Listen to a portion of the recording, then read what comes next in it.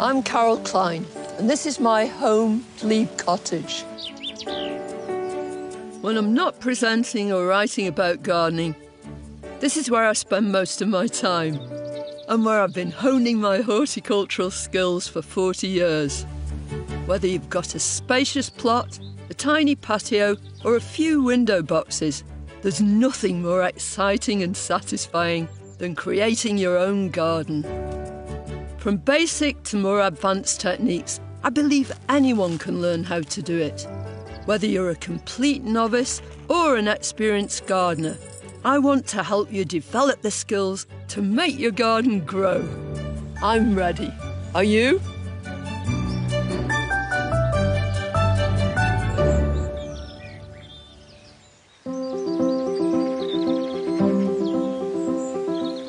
Hello and welcome back to my garden here at Glebe Cottage. Over the last few weeks, autumn flowers have continued to open up. There are big splashes of colour. Just a few weeks ago we saw the first of the autumn asters and Michaelmas daisies start to open further down the garden. But the aster that defines this part of the garden is this one. It's Little Carlo. It's called the blue wood aster, and it'll grow in a bit of shade or out in the open here, especially when it's surrounded by these other plants. It really forms these great rivers of blue that run across the garden from bed to bed right the way through. With that and these big banks of yellow rudbeckia, I really think it just sets the whole place alight. I wait for this moment every single year.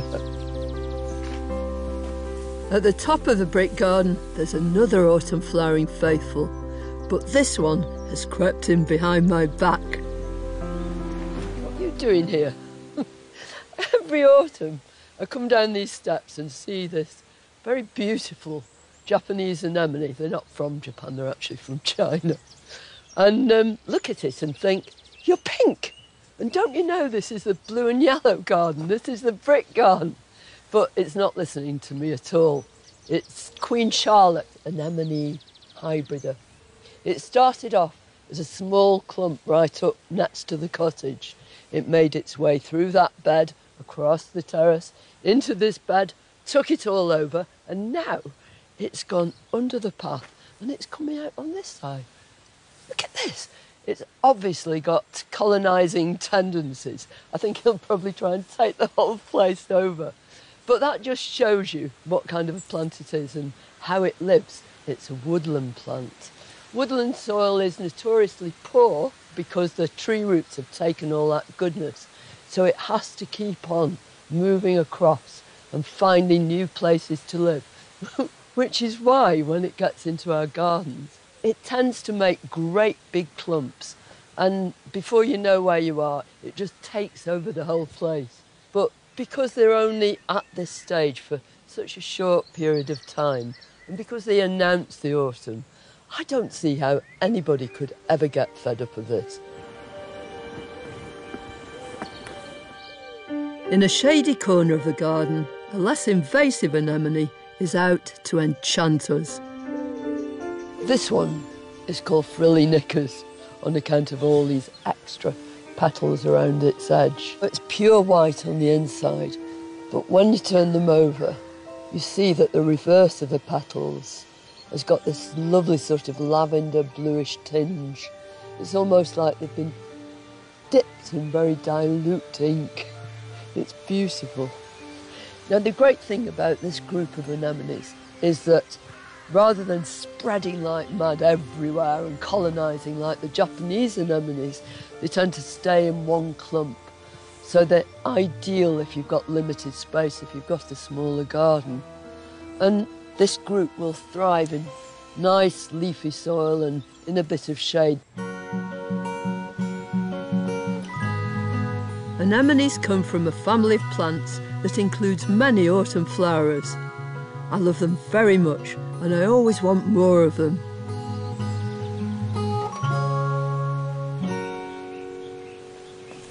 Don't you think this is so pretty? This is a brand new anemone. It's called fantasy Pocahontas. And it's got these double pale pink flowers.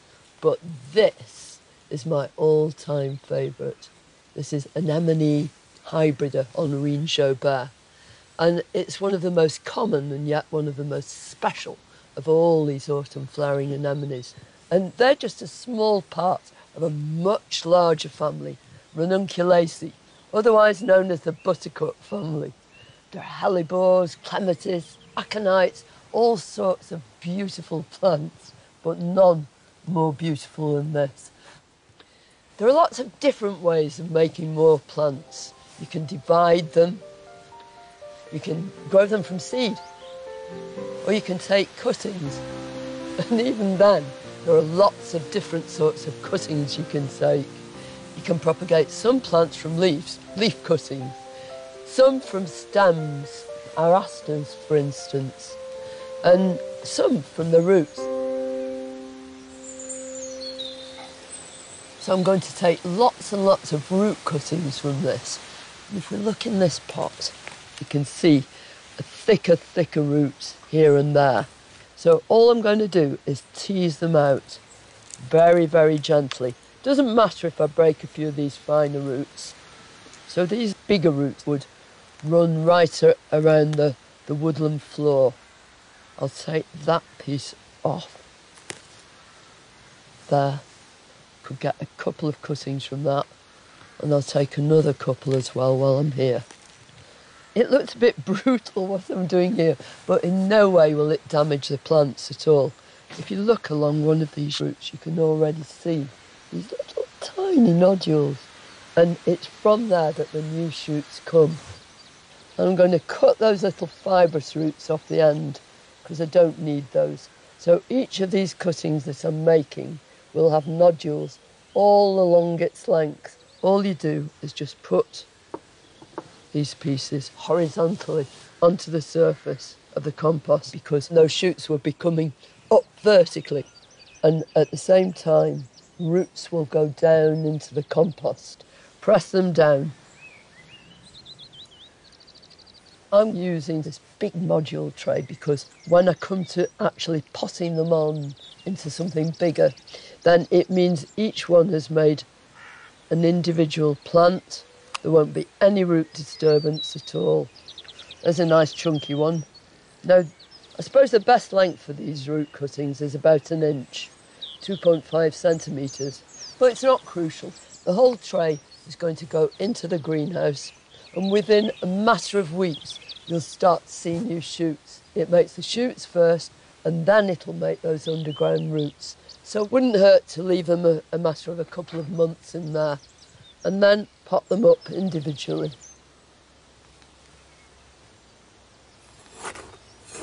The reason I'm putting this grit over the surface of the cuttings to retain moisture, to keep the weeds down. But the most important thing is it's that weight that's going to keep them in close and intimate contact with the compost.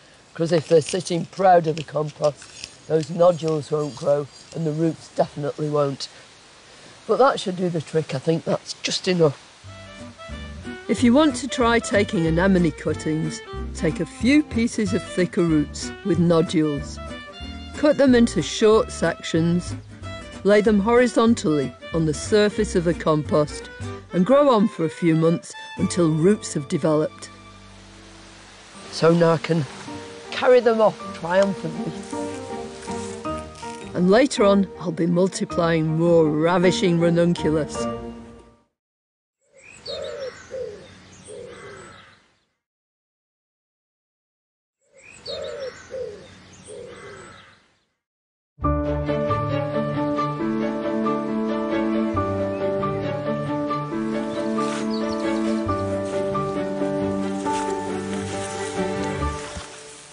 As the sun shines down and lights up this rather dark corner of the garden, it throws into the spotlight this handsome plant.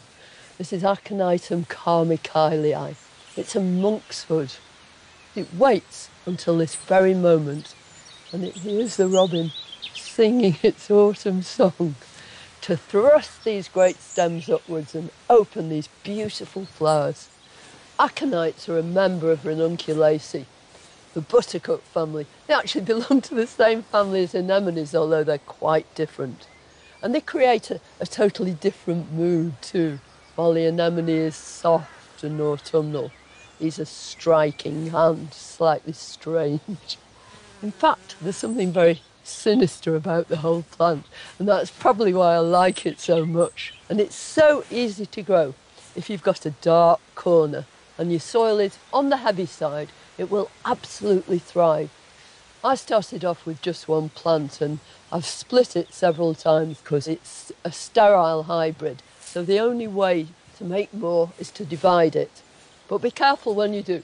Wash your hands afterwards. Because another aspect of its sinister nature is that it's poisonous. If you want to divide, spring is the best time.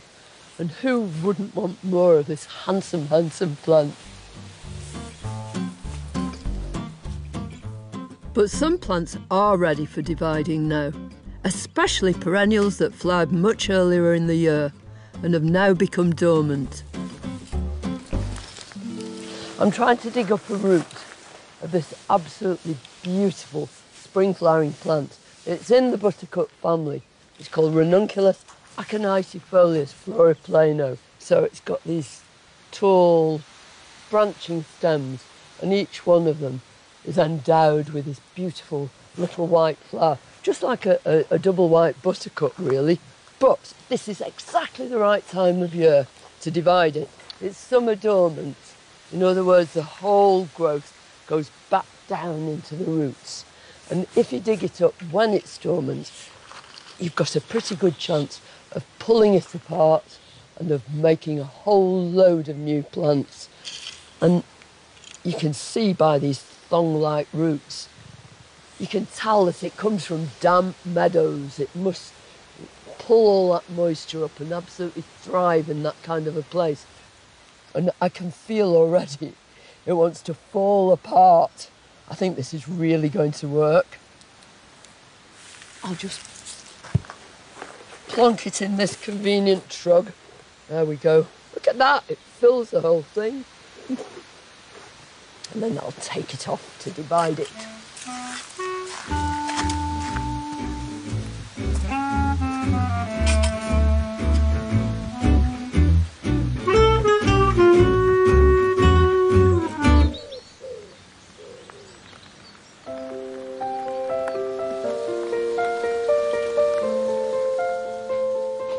Typical, isn't it? Autumn weather. At least it's kept these damp.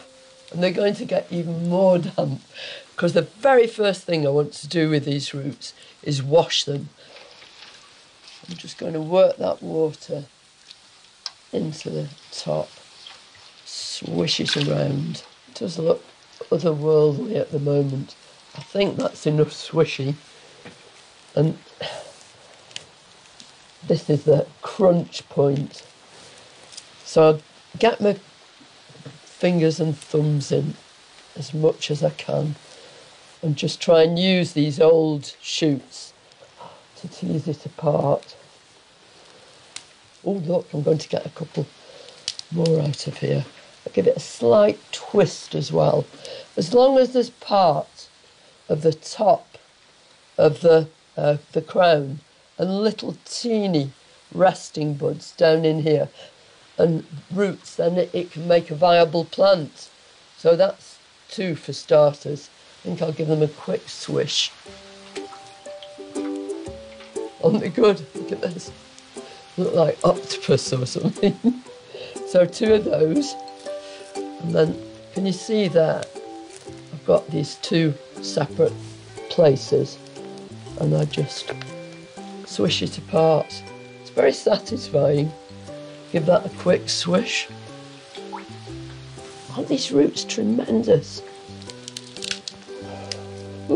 You'd only do this every couple of years. Let the plant build up some strength. A few of them are going to go right back in the ground, but I'll just keep them in some moist compost until I've potted the rest. Add just a few crops for drainage and a bit of loam-rich compost. and I've chosen a long pot because they're very long roots, and what I don't want to do is have them turned up at any time because the plant won't know where it is. I want to make sure that the crown here, where you can see the old shoots coming out and the roots beginning, is level with the top of my compost. So as I lower it in, I'll just push it down and make sure there's no air pockets in between the roots and the side of the pot. So every so often you just want to jiggle your whole pot, push it down, keep hold of that bit, or you might lose your plants under the surface of the soil. That would never do. Here we go.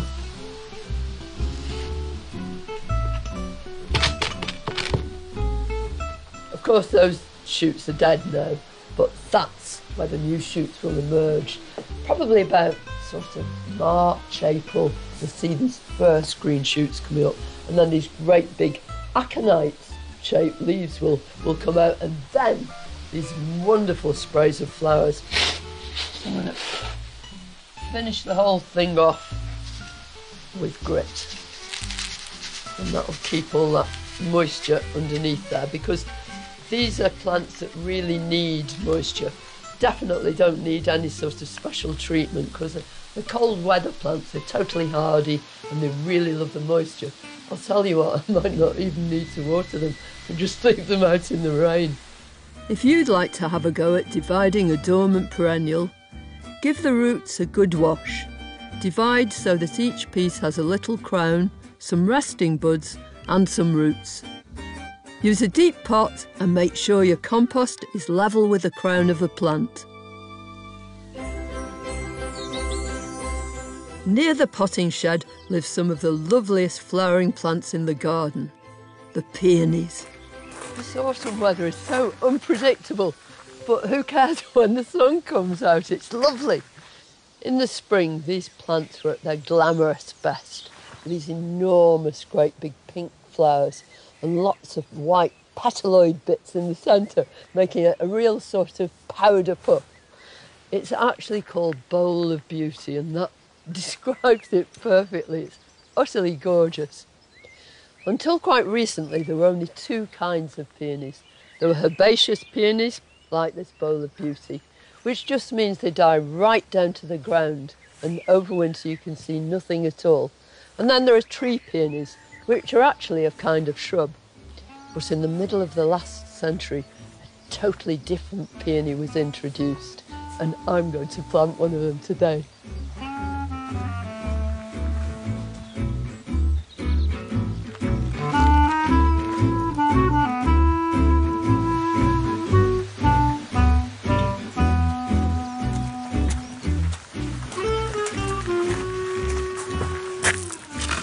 Well, I don't know about Bowl of Beauty, but this is a barrow full of beauty. Just look at the colour of these beautiful leaves.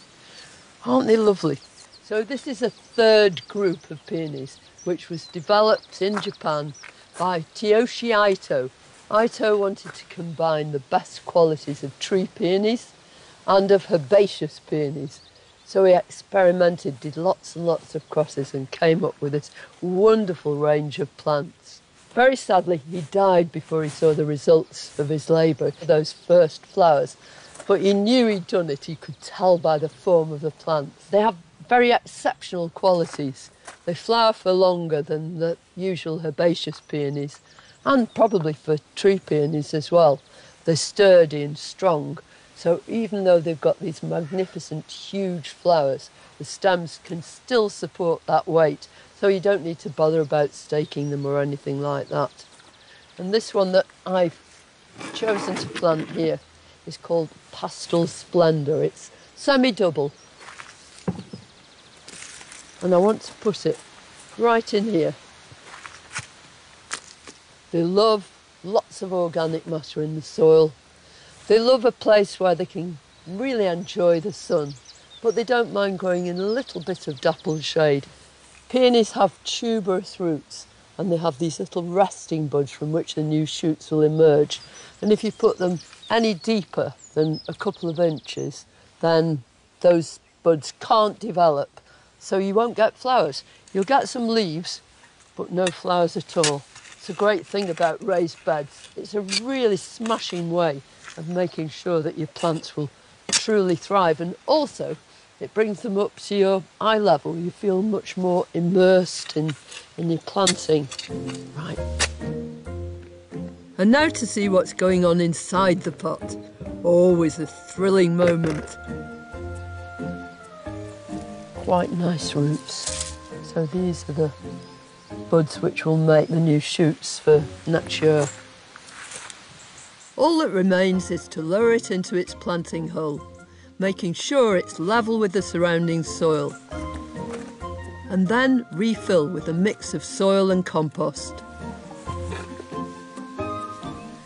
I always get excited when I see the first buds on the peonies, but next spring I'm in for a special treat. Coming up, I take a trip to see a wild climber that scrambles all over the nation's embankments.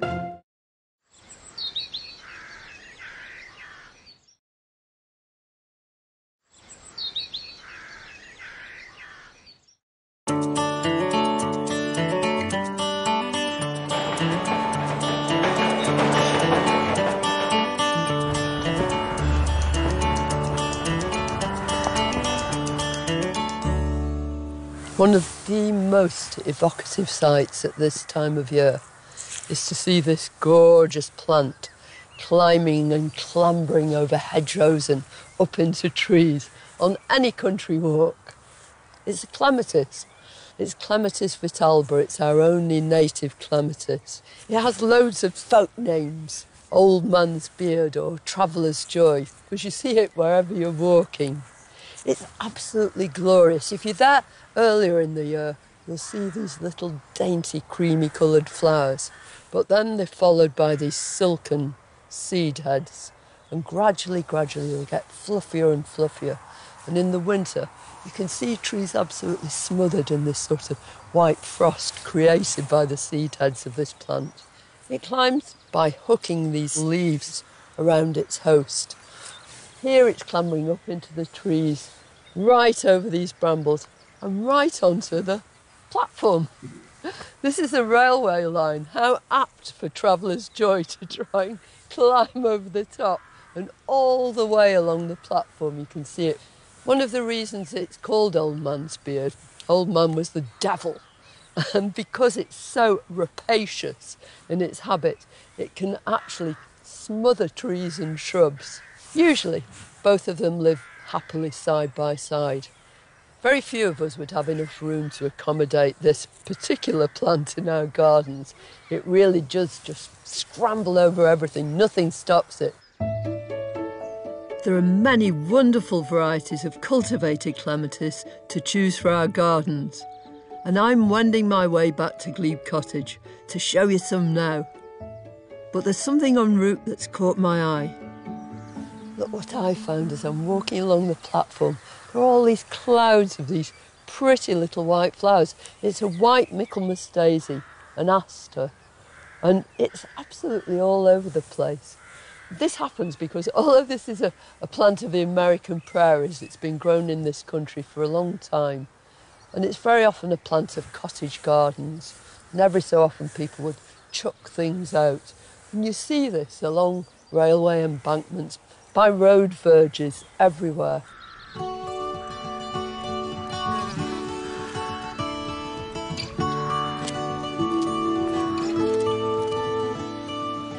Over the years, I've had the joy of watching two of my autumn favourites become firm friends. Just look at this beautiful golden hornet crabapple tree. It's absolutely delightful. When we came here, this is one of the first things we planted, so that's 40 years ago or more. And I put it in just as a little sapling, and it grew and obviously loves living here. And every year it bears this abundant fruit. About 20 years ago, it suddenly dawned on me, this is the perfect place to grow clematis. So I planted Clematis huldine at its feet. It's got pearly white flowers, and the back of the flowers is soft, sort of lilac and grey. And there are hundreds of flowers on it, all tumbling down through these branches. I mean, all clematis needs a host. And this, I think, is a match made in heaven. But that's not the end of my matchmaking.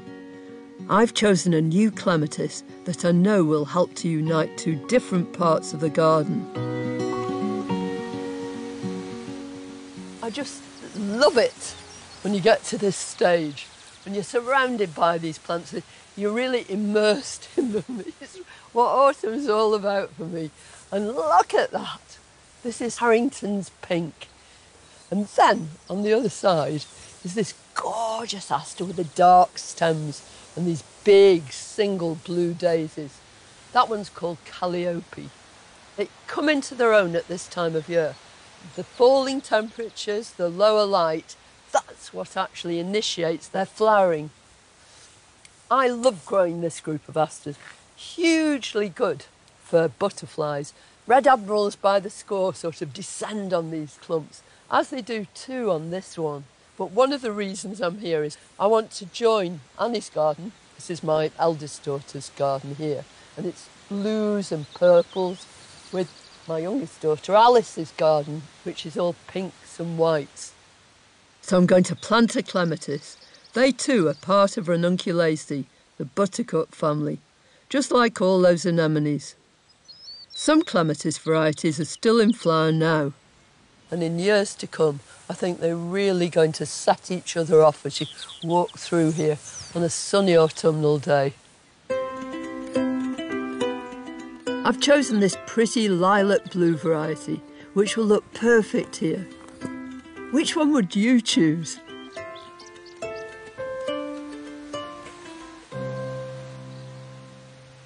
When you go to buy a clematis, it can be a bit confusing. There are literally thousands of varieties to choose from.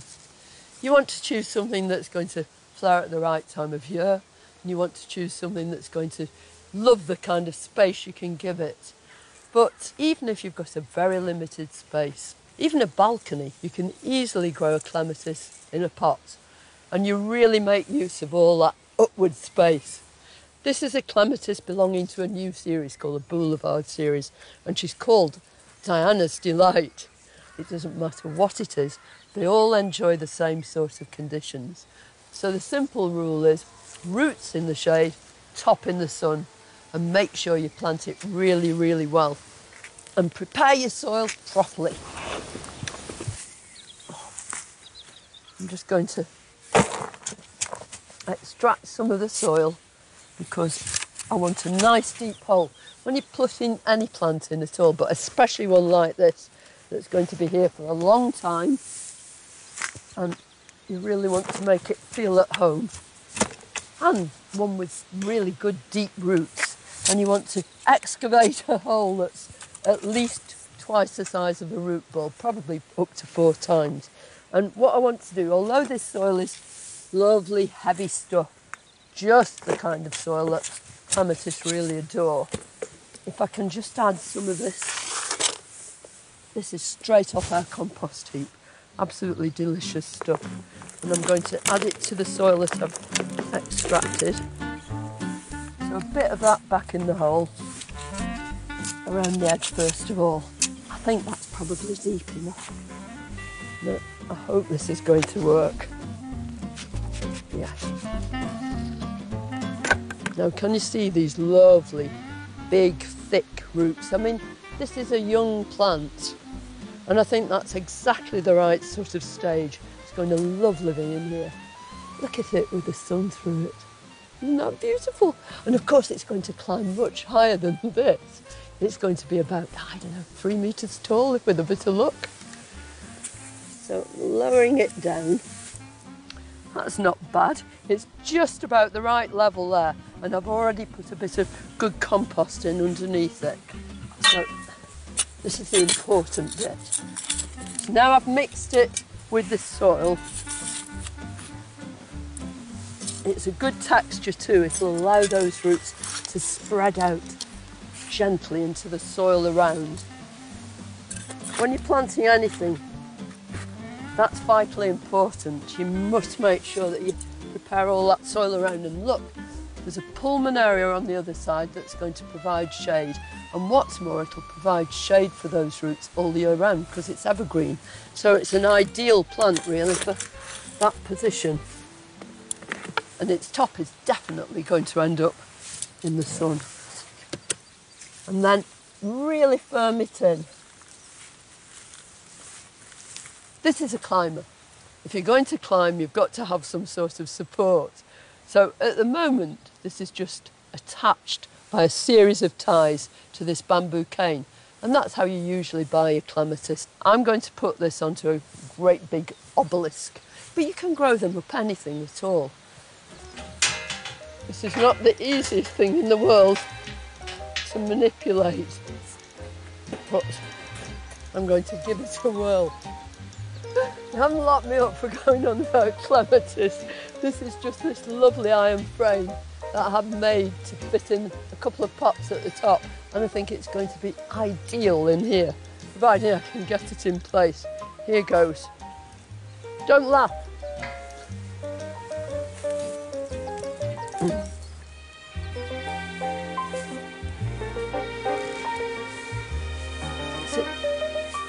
So when you've got it to this stage, then you've got to make sure that you take it away from the support it's had while it's been growing in its pot and initiate it into the process of climbing up the structure you've provided.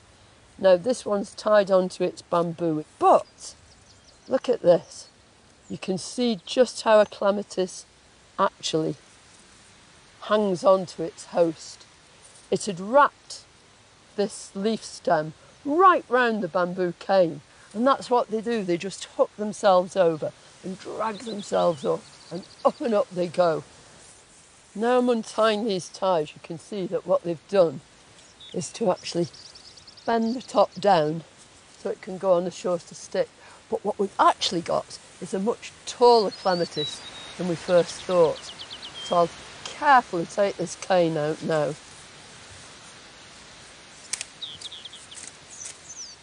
So this is the bit that had been folded over and was going downwards. Now it's got to change direction and go upwards. So these flowers, although they're downturned at the moment, will very soon right themselves. And then this growing point down here will head for the sky and it'll grow right up here. And then next year there may be several more shoots. If you've planted it a bit deep and you mulch it really, really well, it will encourage the new shoots to form at the base. During the winter, all you'll see is these bare stems, still probably clinging onto this. It's like a tree in that it keeps this structure over the winter, and then new shoots will come out here, there and everywhere, and hopefully lots more at the base too, and eventually this obelisk will be clothed in a cloak of blue. I'm going to give it a really good soak, and with any newly planted plant you want to make sure that you water very thoroughly for the first few weeks until it's established. I think we'll probably have enough autumn rain to carry the process on after that. If you're planting a clematis at home, choose a spot where the roots are shaded and the flowers are in the sun. Give the roots plenty of space and prepare the soil well. Give it some sort of support, canes or an obelisk. Well, there's a whole mystique too about how you prune clematis, when you do it, how much do you take off.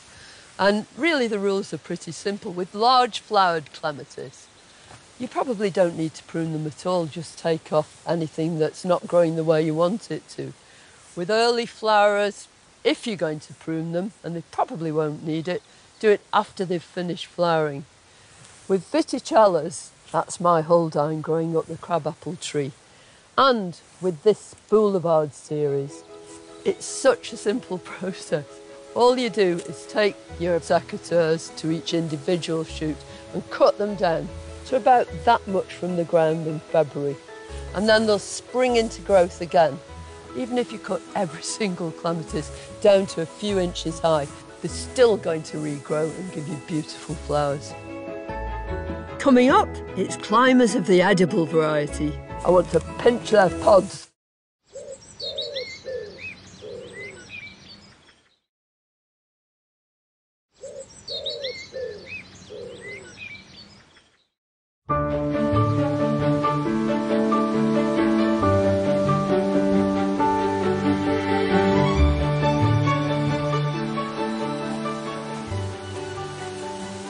Look at these lovely things, blowing in the breeze. This is a climbing bean, Meraviglia di Venice, marvel of Venice, and it has been marvellous too. Absolutely delicious early on when those pods are quite thin. You just cook it gently, slice it up and have it with dressing, and it is one of the most beautiful things. But it's also an incredibly beautiful plant. But that's not why I'm here, to admire their beauty. I want to pinch their pods. Oh, let's pull that off. Look at that. You can just feel those beans right along the length. Now I'll dry these off. There are a few here too which are drier still. And then I'll pod them, take out those beans, store them when they're perfectly dry in a sort of cool but shady place. And next spring I'll sow them again and the whole cycle will start once more. Do you know, if you've just got a small garden or limited space, then no reason at all why you can't just make an obelisk from bamboo canes or whatever you can find and grow a few beans up it.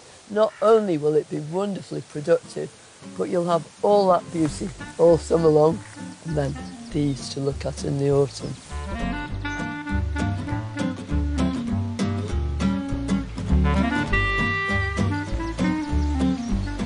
So much of what we do in autumn is about preparing for the coming seasons.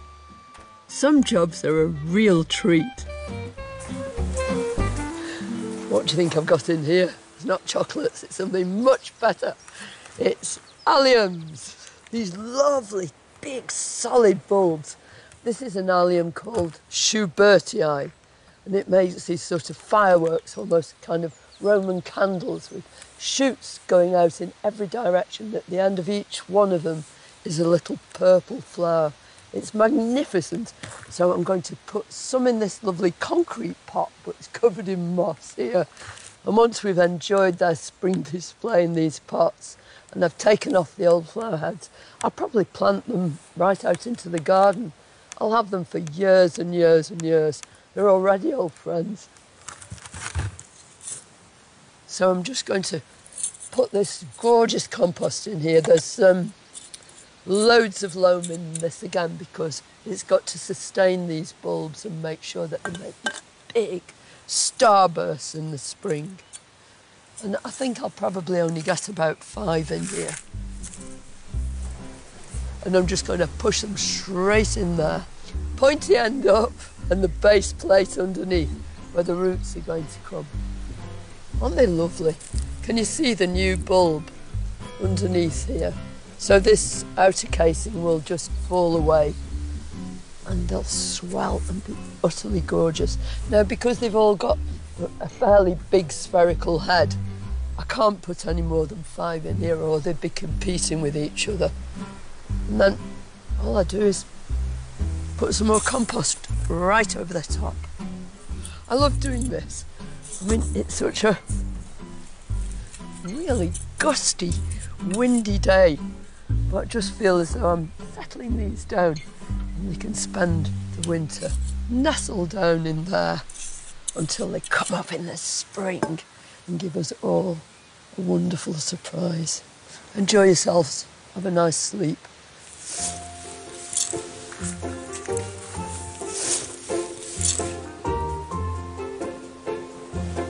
She's such a poser, this cat. Look, her paws exactly match this white cyclamen. That's it, you sit down on there. Come on. Autumn is such a changeable season. Here comes the rain again. Time to escape into the greenhouse to continue my preparations for next year. More bulbs, but these ones will flower much earlier than my alliums. Absolutely pouring down. I'm doing something really, really special here. It's going to be a sort of end of winter, beginning of spring treat. It's something to look forward to, although I won't see anything for absolutely ages. I adore this pot. I'm going to fill it full of winter aconites, Eranthis hyemalis. Hyemalis just means winter flowering. And these are the first of the ranunculaceae that you see in the garden. You can tell immediately that they belong to the buttercup family because they've got bright yellow flowers, polished petals, just like celandines and buttercups. The flower is surrounded by a bright green ruff, which just sort of makes the most beautiful background. And they look up at you in the first of the spring sunshine. So I want to put them into this pot. They're actually bulbs. I've got them soaking because that helps them swell a little bit so they'll be faster into growth, because we want them to put the roots down pretty promptly if we can. So crocks in first, very carefully, very gently. I'm going to plant a few snowdrops in there as well. Nhớ cứ đến mùa vây, sao phải xa duyên tình kiếm này. Tịch tình ta gió bay ngang trời, giọt lệ đầy trang. Tình đơn phương vẫn hương mộng mơ, mơ thấy sao duyên tình chúng mình gần nhau thôi. Cớ sao ông trời đành lòng rẽ đôi. Tình đã xa chỉ còn hoài mong, nghe xót xa tim mình thất lại. Phải chăng khi đó ta bắt đầu đã là sai? Buồn không anh có còn buồn không? Em vẫn trong mong từng tháng ngày. I'm going to plant the snowdrops first because they need to go down much deeper. When I'm planting my snowdrops, I want them to be about this deep. Now I've just dug these up. They're all wet through, and you can see they're just beginning to make roots. So I'm just putting them all around this edge in a very kind of random way. Now a great big layer of compost on the top because these Eranthis just want to be not superficial but only a couple of inches below the surface of the soil. So I've got that to within a couple of inches of the top now. I'll firm it down just a little bit. That's it. And then I'll extract my Eranthis. And I'm just going to tip them in here, there and everywhere. Not a pattern, just a random planting. So when they come up, not only will they look beautiful, but they'll be a treat for your nose as well, because both these flowers smell absolutely gorgeous.